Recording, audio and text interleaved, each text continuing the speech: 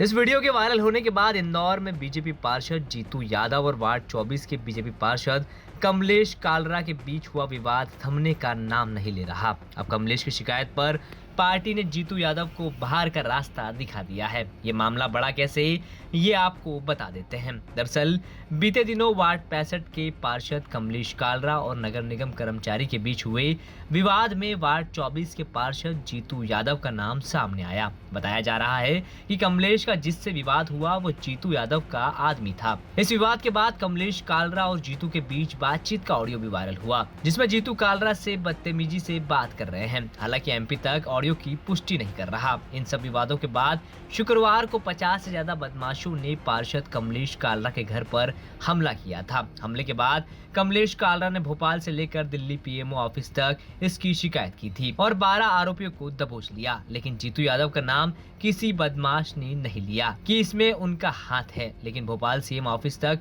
कमलेश कालरा की शिकायत को सीएम ने भी गंभीरता से लिया। हालांकि कमलेश के घर पर हमले के पीछे जीतू का नाम बदमाशों ने नहीं लिया, लेकिन फिर भी बात भोपाल और दिल्ली तक पहुंच चुकी थी। इसलिए पुलिस ने जीतू यादव की कुंडली खंगालना शुरू कर दी, जिसमें मालूम हुआ कि महज 11 साल की उम्र में जीतू ने परदेसी पूरा इलाके में घर में घुसकर चाकूबाजी की घटना को अंजाम दिया था। उस पर 2010 में बाउंड ओवर की कार्रवाई भी की गई थी। लेकिन इसके बाद जीतू यादव ने राजनीति में कदम रखा। 2017 और 2019 में मारपीट और प्रतिबंधात्मक धाराओं में जीतू पर केस भी दर्ज हुए और 2024 में 36 साल के जीतू यादव परदेसीपुरा इलाके में जुआ खेलते भी पकड़े गए। अब तक जीतू 3 बार जेल जा चुके हैं। पुलिस के मुताबिक 2019 से जीतू पर कोई केस दर्ज नहीं है, लेकिन 11 साल की उम्र से लेकर अब तक जीतू पर 11 मामले दर्ज किए जा चुके हैं। ये आपस में ही इनका विवाद था, एक दूसरे को जानते थे। घटनाक्रम हुआ और उसके बाद से पुलिस एक्टिव है और लगातार चीज़ों को चिन्हित कर रही है। कोई भी दोषी है उसे बख्शा नहीं जाएगा। ज्ञापन दिया गया था कल।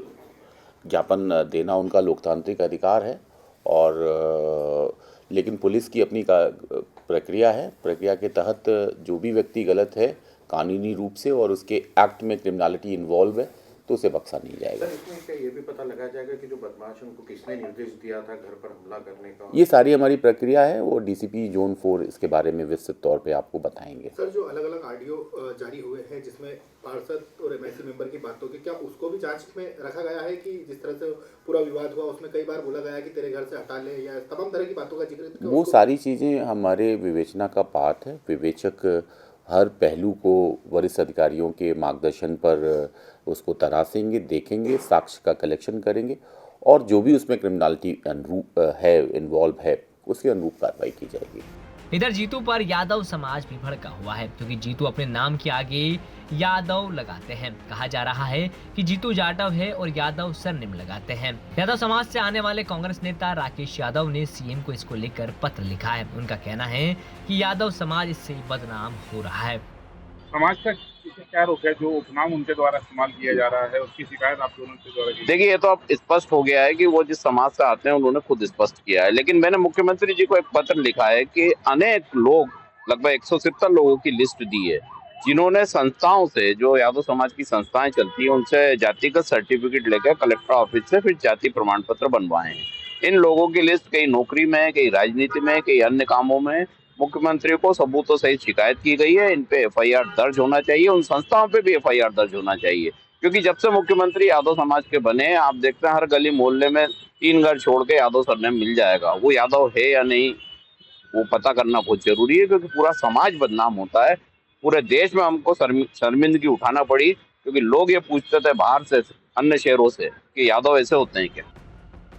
बता दें कि पिछले 15 दिनों से विवाद और गर्मा गया, जब वार्ड 65 के पार्षद कमलेश कालरा और नगर निगम कर्मचारी के बीच विवाद में वार्ड 24 के पार्षद जीतू यादव का नाम सामने आया। विवाद के बाद वायरल हुए ऑडियो और 50 से ज्यादा बदमाशों के कालरा के घर पर हमले ने मामले को और पेचीदा बना दिया। कालरा के बेटे को नग्न कर वीडियो बनाया गया। कालरा ने आरोप लगाया कि हमला जीतू यादव ने कराया है। जूनी इंदौर पुलिस ने सीसीटीवी फुटेज के आधार पर 12 बदमाशों की पहचान की, जिसमें से केवल 8 को ही अभी तक गिरफ्तार किया गया है। वहीं पार्टी ने एक्शन लेते हुए जीतू को 6 साल के लिए पार्टी से निष्कासित कर दिया है। इंदौर से ही धर्मेंद्र कुमार शर्मा की रिपोर्ट एमपी तक।